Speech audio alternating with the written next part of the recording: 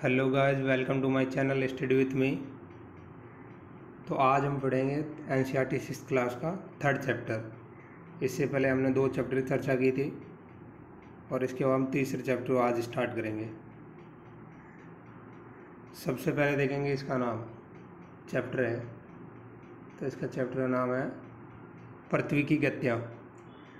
कौन कौन सी गति होती है पृथ्वी की, उसके बारे में विस्तृत चर्चा करेंगे।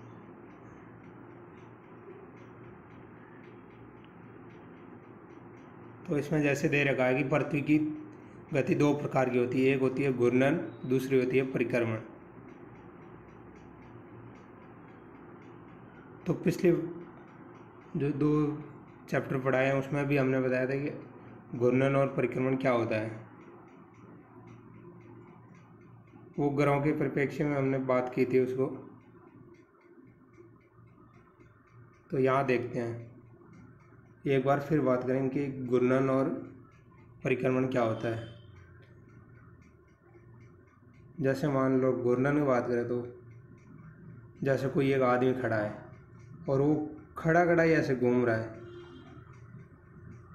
ऐसे एक जगह किसी वस्तु के चारों ओर नहीं, खुद खड़ा और ऐसे चारों दिशाओं में घूम रहा है, ऐसे घूमेगा तो ये होता है घूर्णन, यानी अपने ही अक्ष पे घूमना। ये हो गया घूर्णन। और दूसरी चीज़ है जो पृथ्वी की गति है वो है परिक्रमण। परिक्रमण में क्या होता है कि जैसे मान लो ये कोई चीज़ रख दी है, उसके चारों ओर घूम रहा है।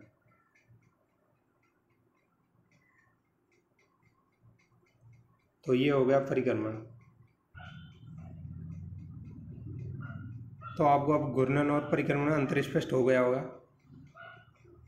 घूर्णन मतलब अपने ही अक्ष पे घूमना, खड़े खड़े एक ही जगह, और परिक्रमण मतलब होता है किसी वस्तु के चारों ओर घूमना,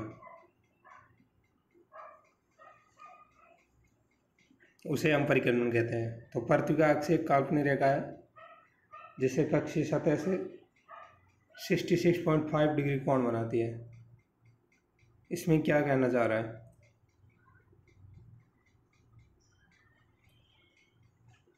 इसमें ये कहना चाह रहा है कि इसको एक बार हटाते हैं हम। जो पृथ्वी है ये वाली, तो कक्षीय तल किस हो गया, जैसे ये 0 डिग्री है, पृथ्वी ऐसे सीधी नहीं है। अब यहाँ 90 डिग्री मान सकते हो ऊपर 90, तो यहाँ से ऊपर वाले से 23.5 डिग्री वो झुकी हुई है इस 90 डिग्री से।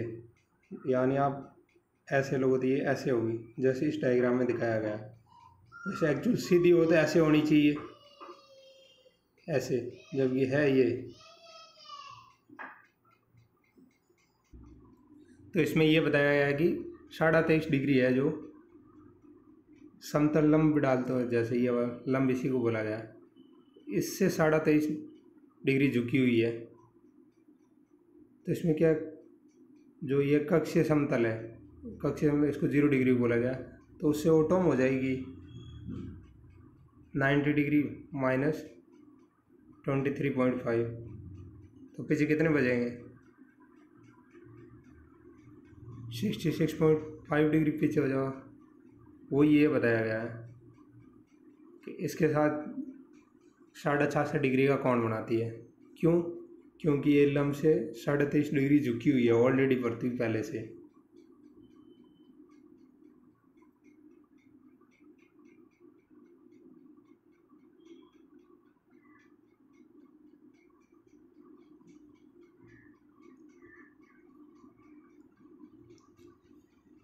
तो वह समतल जो कक्ष के द्वारा बनाया जाता है उसे कक्षीय समतल कहते हैं। जो कक्ष के द्वारा बनाया गया वो कक्षीय समतल है, ये वाला। ये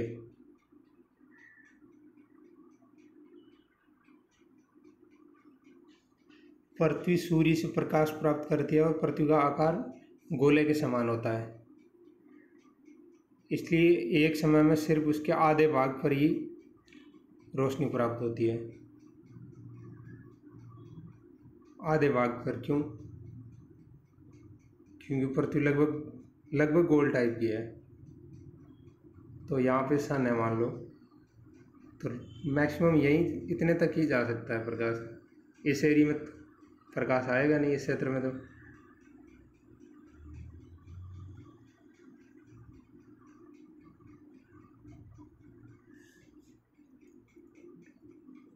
सूर्य को और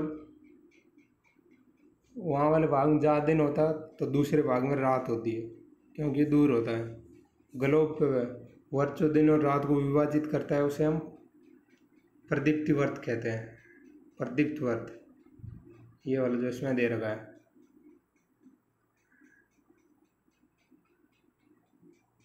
प्रदीप्त वर्त किसे कहते हैं?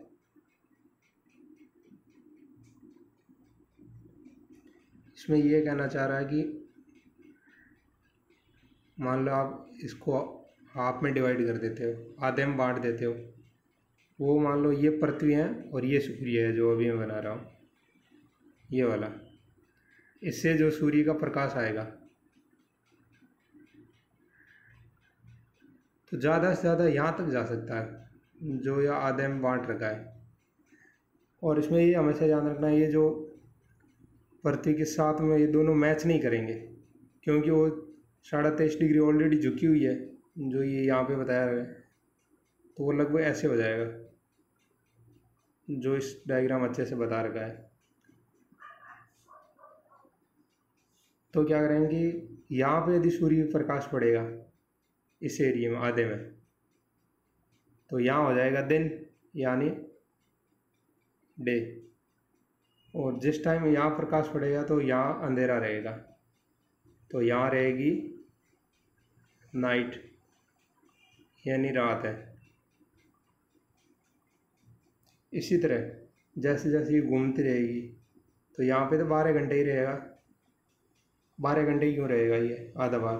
क्योंकि जो पृथ्वी का घूर्णन काल है वो एक दिन है, यानी 24 घंटे है पृथ्वी का घूर्णन काल। तो आधा घूमने में 12 घंटे लेगी, तो यहाँ अंधेरा रहेगा इस साइड में। जैसे ही ये पार्ट 12 घंटे के बाद चेंज हो जाएगा, तो चेंज हो, मैं दूसरा डायग्राम बना देता हूँ।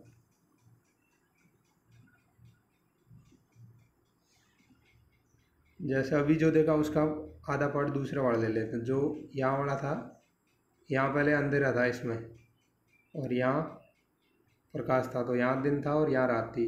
अब इसमें क्या होगा कि 12 घंटे बाद में यहाँ रात हो जाएगी, क्योंकि ये पार्ट चेंज हो जाएगा, अक्ष पे घूम जाएगी। यहाँ रात होगी तो यहाँ दिन हो जाएगा। तो रात और दिन को 12 घंटे जो अलग करता है वर्त, ये वाली लाइन है, इसे ही हम प्रदीप्त वर्त कहते हैं।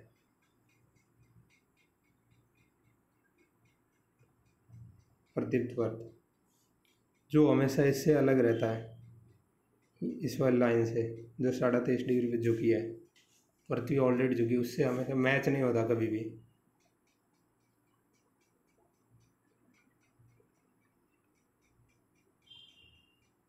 तो इसमें यही बोला गया कि ये वर्त अक्ष के साथ नहीं मिलता है। यहाँ पे दिखाया गया अक्ष के साथ नहीं मिलता है, ये वाली अक्ष है जो इसके साथ मिलता नहीं है। क्यों? क्योंकि ये 23.5 डिग्री झुकी है, ये सीधा है। आगे मैं ऑलरेडी आगे चर्चा करूँगा इससे। पृथ्वी अपने अक्ष पर एक चक्कर को पूरा करने में 24 घंटे का समय लेती है, यानी इसका घूर्णन काल एक दिन है, 24 घंटे है। घूर्णन के समय काल को पृथ्वी का दिन कहा जाता है और ये दैनिक गति है।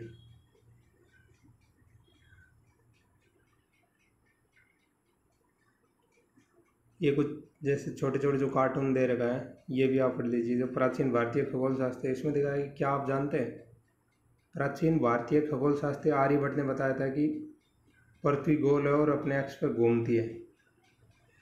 ये बहुत पहले बता दिया था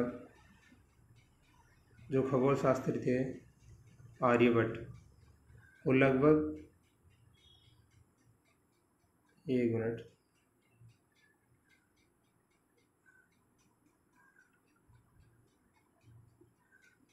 लगभग वो थे चौथी और पाँचवीं सदी में, एडी में। तभी उन्होंने बता दिया कि पृथ्वी गोल है और अपने अक्ष पे घूमती है।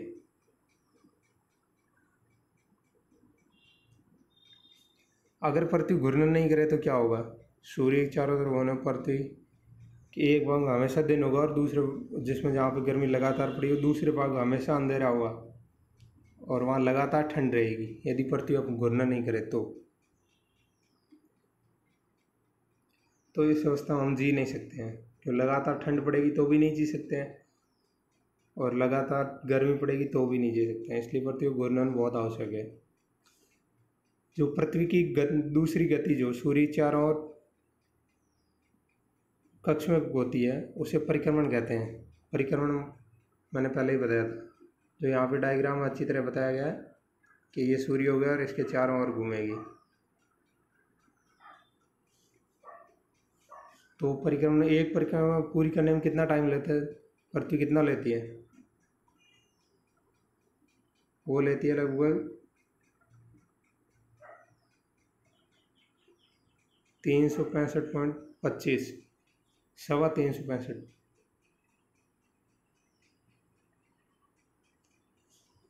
तो इसमें क्या होगा? 360.25, तो एक सवा हो जाएगा, मतलब एक दिन। तभी तो हर चौथे साल में क्या होता है कि जो फैब होती है वो 29 डे होती है।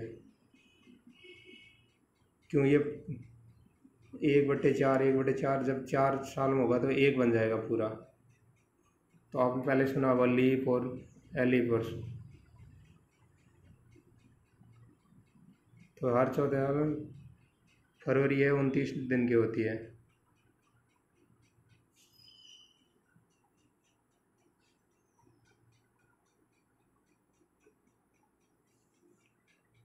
हम लोग एक वर्ष में 365 दिन का मानते हैं और 6 घंटे वो नहीं जोड़ते हैं। 6 घंटे नहीं जोड़ते हैं तो क्या होता है कि हर साल 6 घंटे जोड़ेंगे तो 4 साल में एक दिन बन जाएगा।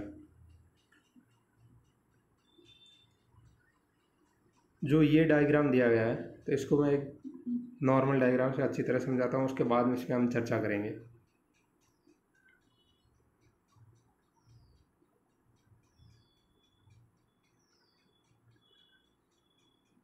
जैसे यहाँ को एक डायग्राम बना लेते हैं पृथ्वी का। ये बना लिया। ये 0 डिग्री है, ये 23.5 डिग्री नॉर्थ और ये 23.5 डिग्री साउथ हो गया। यहाँ पे मान लो सन है, तो सन का जो सफल कहाँ से कहाँ तक होता है, मतलब होता पृथ्वी क्या है, मैं वैसे उसमें दिखा रहा हूँ। पृथ्वी घूमती है, सूर्य कहीं नहीं घूमता है। इस डायग्राम ऐसे बता दूँ आपको। ये हो गई आपकी मकर रेखा और ये ऊपर वाली हो गई कर्क रेखा।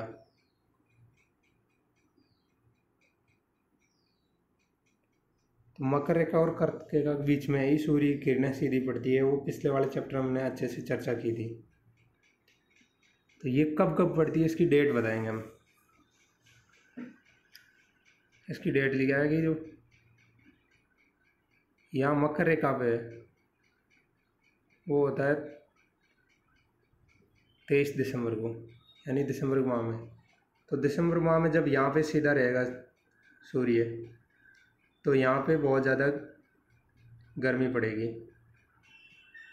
तो दक्षिण ध्रुव है जो पृथ्वी का आधे 0 डिग्री से नीचे वाला पार्ट जो, तो वहाँ पे दिसंबर में गर्मी रहेगी। जबकि उत्तरी ध्रुव में जहाँ पे हम हैं, यहाँ पे दिसंबर में आपको ही पता है ठंड पड़ती है। यहाँ ठंड क्यों पड़ेगी? क्योंकि यहाँ से सूर्य की किरणें तिरछी पड़ेगी यहाँ पे ऐसे।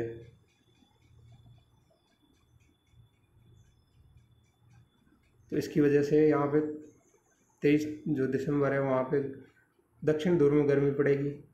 उसके बाद क्या है कि धीरे धीरे धीरे जब पृथ्वी घूमेगी तो 3 महीने बाद दिसंबर बाद में मार्च पे आ जाएगी 0 डिग्री पे।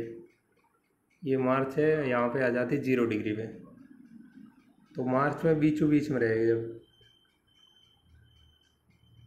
तो मार्च में दोनों साइड गर्मी बराबर रहेगी और ठंड भी बराबर रहेगी, चाहे दक्षिण ध्रुव हो चाहे उत्तरी ध्रुव हो। उसके 3 महीने बाद सूर्य आ जाएगा कर्क रेखा पे। कहाँ पे? कर्क रेखा पे। तो उस टाइम क्या होगा, 3 महीने बाद, मार्च और 3 जून में, तो जून में कर्क रेखा पे आएगा। तो आपको पता जून में उत्तरी ध्रुव में गर्मी ज़्यादा पड़ती है, तो उस टाइम क्या हो जाएगा, यहाँ पे जो दक्षिण ध्रुव है यहाँ पे हो जाएगी ठंड।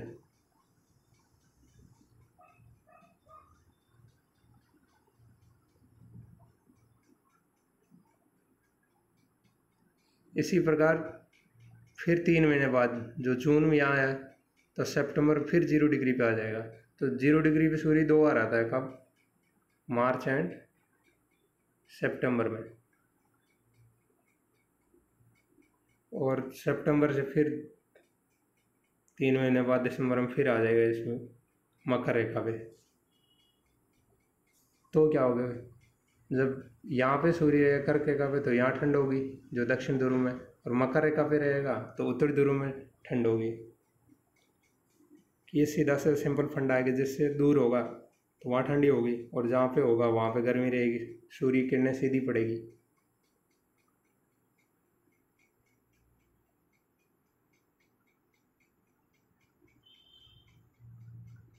वही है, जैसे कि यहाँ पे जब मकर रेखा पे होता है तो ये होता है 22 दिसंबर को, तो इसे हम कहते हैं दक्षिण आयनात, जब मकर रेखा पे होता तब। और यही जब यहाँ पे कर्क रेखा पे होता है,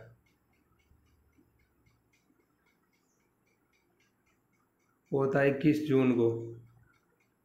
कर्क रेखा पे होता है 21 जून को, उसे हम क्या कहेंगे, उत्तरी अयनात। और ये 21 मार्च एंड 23 सितंबर है, 21 मार्च और 23 सितंबर है। इस टाइम रहता है 0 डिग्री पे, यानी विषुवत रेखा पे, तो उसे हम विषुव कहते हैं। उस टाइम क्या रहेगा, शरद ऋतु रहेगी एक ध्रुव पे और एक पे वसंत रहेगी। तो अब वापस इस डायग्राम पे लौटते हैं हम।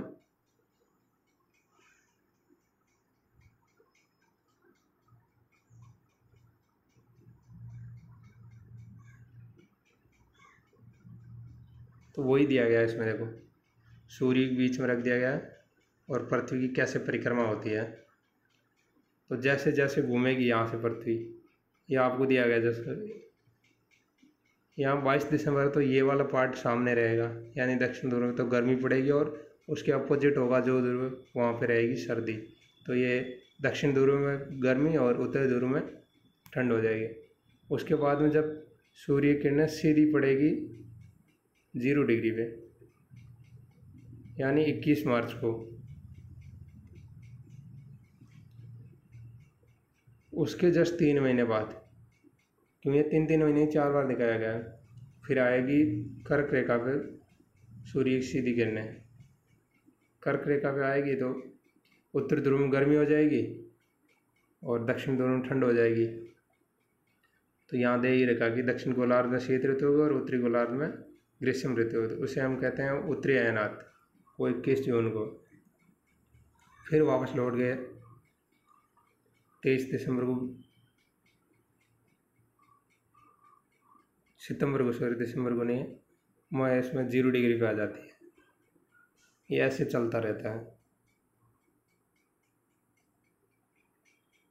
इसमें यही दिखाया गया है कि 4 6 6 घंटे जुड़ के एक 4 साल बाद एक जो 29 दिन का दिन महीना हो जाता फरवरी का, वही है। हम नेक्स्ट पेज पे आते हैं।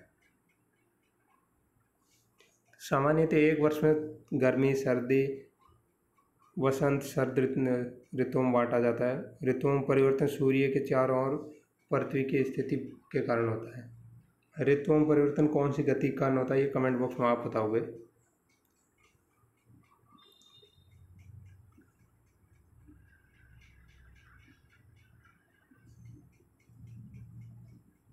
तो इसमें देखिए, इसलिए विषुवत के उत्तरी भाग में जब गर्मी का मौसम होता है तो 21 जून के इन दिनों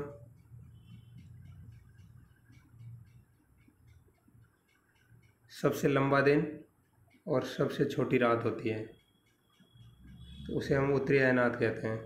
वो हमने पीछे चर्चा ही की है। और 22 दिसंबर को दक्षिण ध्रुव के सूर्य और झुके रहने के कारण मकर रेखा पर सूर्य किरणें सीधी पड़ती है। वो दिसंबर में है जो दक्षिण ध्रुव में हो जाएगी। चूँकि सूर्य किरणें मकर रेखा पर लंबवत पड़ती है, इसलिए दक्षिण गोलार्ध के बहुत बड़े भाग में प्रकाश प्राप्त होता है और उत्तरी गोलार्ध में वही तिरछा पड़ता है, तो क्षेत्रफल ज़्यादा बढ़ जाने से प्रकाश की कमी होती है, वहाँ उतना नहीं प्राप्त होता और उतनी तीव्रता नहीं रहती है। इसलिए दक्षिण गोलार्ध में लंबे दिन और छोटी रातें वाली ग्रीष्म ऋतु होगी। इसके ठीक विपरीत स्थिति उत्तरी गोलार्ध में होती है। तो पृथ्वी की अवस्था को हम दक्षिण अयनात कहते हैं।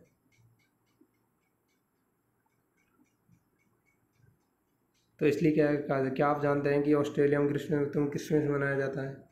हाँ, बिल्कुल सही बात है। 25 दिसंबर को क्रिसमस होता है। हमारे यहाँ ठंड रहती है, तो उसका उल्टा होगा ना, ऑस्ट्रेलिया किस गोलार्ध में आता है। वर्ल्ड मैप में आप अच्छे से देखना, वो है कि उत्तरी उसमें दक्षिण गोलार्ध में है ऑस्ट्रेलिया कम्प्लीटली। तो और 21 मार्च और 23 सितंबर को सूर्य किरणें विषुवत रेखा पर सीधी पड़ती है। इस अवस्था में कोई भी ध्रुव सूर्य की ओर झुका नहीं होता है, इसलिए पूरी पृथ्वी रात और दिन बराबर रहते हैं। जब रात और दिन बराबर रहेंगे तो उसे कहेंगे हम विषुव। 23 सितंबर को उत्तरी गोलार्ध शरद ऋतु होती है, जबकि दक्षिण गोलार्ध में बसंत ऋतु होती है।